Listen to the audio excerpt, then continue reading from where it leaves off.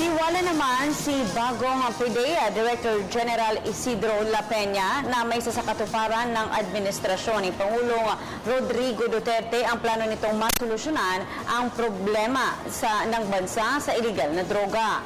Hindi tulad ng nagdaang administrasyon na mas inuna at tinututukan ng mga otoridad ngayon ang pagsawata sa operasyon ng droga sa pinakamababang level, ang mga barangay. Yan ang balitang hatid ni Jade Miguel. Posibleng masugpo ang problema sa iligal na droga sa loob lamang ng 3 hanggang 6 na buwan ayon sa bagong talagang PDEA Director General na si Isidro La Peña. Sa isang eksklusibong panayam, ibinahagi ni La Peña na malala na ang problema sa iligal na droga noong ito'y datnan ni Pangulong Rodrigo Duterte. Pinakasentro pa rin ng iligal na transaksyon ang National Capital Region. Nitong Martes lamang 2 malaking shabu laboratory na ang na-raid sa kanilang Oplan First Blood na layong pasukin ang mga sikretong pagawaan ng iligal na droga.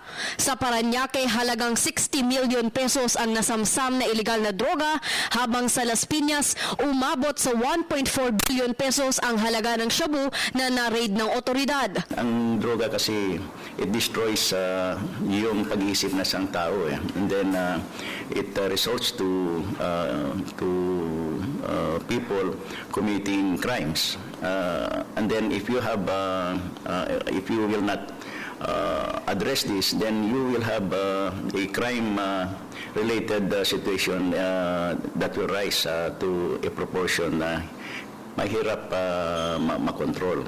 Ayon kay La Peña, kung ang nakaraang administrasyon ay nag-focus sa paghuli sa high-value targets, mas pagtutuunan naman nila ng pansin ang kalagayan sa pinakamababang level katulad ng barangay. Isang tao na addicted to drugs at they start stealing from their own household, ganyan. Tapos kung wala nang makuha sa bahay nila, they start stealing from others, or even they commit crime. Ganun ang situation na yan. Kaya lumaki yung tumataas yung crime natin because of these drug-related cases. Sang-ayon daw siya sa pagpatay sa mga gumagamit at nagtutulak ng droga sa oras na sila'y umalma sa otoridad.